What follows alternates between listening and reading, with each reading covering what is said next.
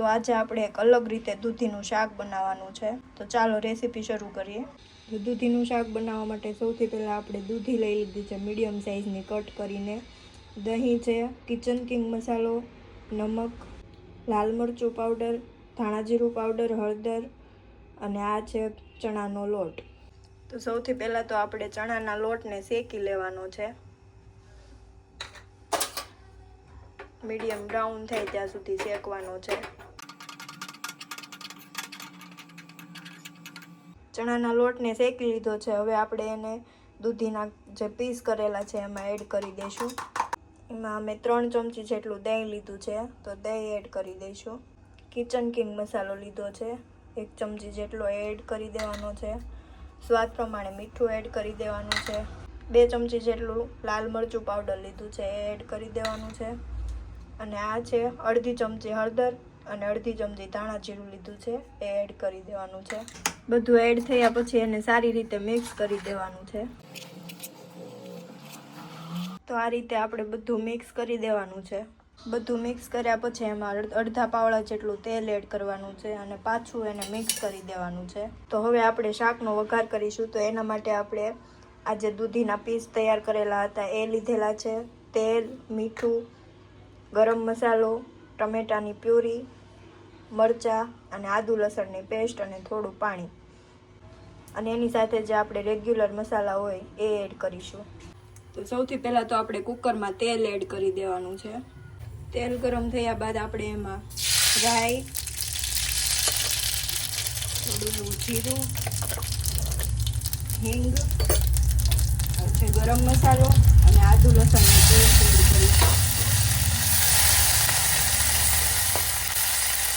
અને સારી રીતે મિક્સ કરીને થોડું એવું બ્રાઉન થાય ત્યાં સુધી સાતળી લઈશું. ત્યારબાદ એમાં મરચાં એડ કરી દેવાના છે.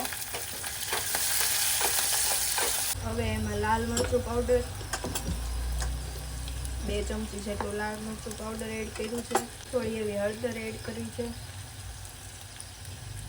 અને અડધી ચમચી જેટલું ધાણા જીરું એડ કરવાનું છે. ત્યારબાદ એમાં થોડુંક પાણી એડ કરવાનું છે. સારી રીતે મિક્સ કરી પાણીને થોડુંક ઉકળવા દેવાનું છે. બધા મસાલા ચડી જાય ત્યાં સુધી પાણીને ઉકળવા દેવાનું છે. તો જો તેલ છૂટું પડી ગયું છે તો હવે આપણે એમાં જે ટમેટાની પ્યુરી બનાવી હતી એ એડ કરી દેવાની છે. એને પણ સારી રીતે મિક્સ કરીને સાતળી લેવાની છે. ત્યારબાદ ટમેટા ચડે ત્યાં સુધીમાં આપણે મીઠું એડ કરી દેવાનું છે. દૂધીના પીસમાં મીઠું નાખેલું હતું એટલે થોડું મીઠું એડ કરવું સ્વાદ પ્રમાણે. તેલ છૂટું પડી જાય ત્યાં સુધી આપણે ગ્રેવીને ચડવા દઈશું. જો ટમેટા ચડી ગયા છે તો હવે આપણે એને થોડીવાર માટે ગેસ બંધ કરી દઈશું, કેમ કે આપણે દૂધીના પીસમાં દહીં એડ કરેલું છે. તો થોડુંક ઠરી જાય પછી આપણે દૂધીના પીસ એડ કરીશું. તો જો આપણી ગ્રેવી ઠંડી થઈ ગઈ છે તો હવે આપણે એમાં દૂધીના પીસ એડ કરી દઈશું. દૂધી એડ કરીને પછી આપણે એને સારી રીતે મિક્સ કરી દેવાનું છે. આ રીતે પ્રોપર મિક્સ થઈ જાય પછી પાછો આપણે ગેસ શરૂ કરી દઈશું. થોડું એવું ગળપણ પણ એડ કરી દઈશું.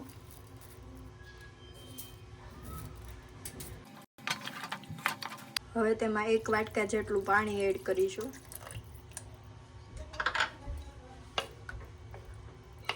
પ્રોપર મિક્સ કરીને કુકર બંધ કરીને ચડવા દઈશું. 2 થી 3 વિસલ થાય ત્યાં સુધી ચડવા દેવાનું છે.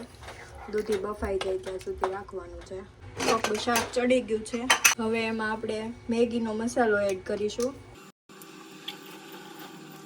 થોડી વાર માટે પાછું એને ઢાંકીને રહેવા દઈશું.